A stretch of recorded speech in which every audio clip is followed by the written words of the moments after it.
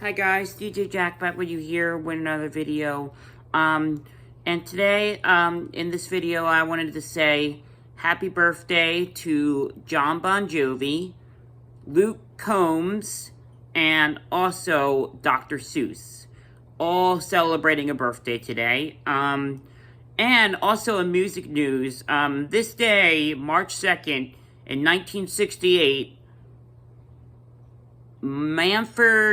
Manfred Mann, not his Earth band, but just him, as like from the 60s, when he was a singer and stuff. His cover version of Bob Dylan's Mighty Quinn first debated on, made its debut on the Hot 100 charts. Hot 100, that's what it is. Coming in at number 68, like it was released on the Hot 100 charts in 1968. It also came in at number 68 on the charts. On March 2nd, 1968. Originally recorded by Bob Dylan, and later on in 1967, December of 1967, Manfred Mann covered it, and Mighty Quinn, and covered their version. And then the Manfred Mann version of Mighty Quinn was released in January of 1968.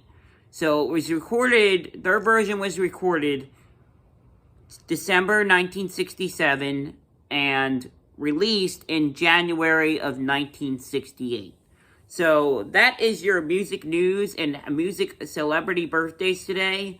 I just wanted to say, I hope everything's going okay with you guys. Thank you for all those support and comments and love. I did want to say that, speaking of today's Dr. Seuss's birthday, I did want to kind of mention that, the books that got banned from the libraries and everything, and from the family, I don't want to say the word, but, and I'm not going to say it on the air, I'm just going to say, I'm really sad those books are not bad books. I'm sorry. Like, Think That I Saw It on Mulberry Street, his very first book, is my favorite Dr. Seuss book, and I am disappointed and protesting against the Seuss industry family, because guess what?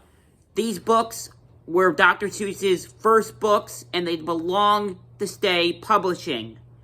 I'm upset at this, and I'm going to stick up for my favorite book, Think That I Saw It on Mulberry Street. No matter what the librarians in the Seuss industry says, I could care less.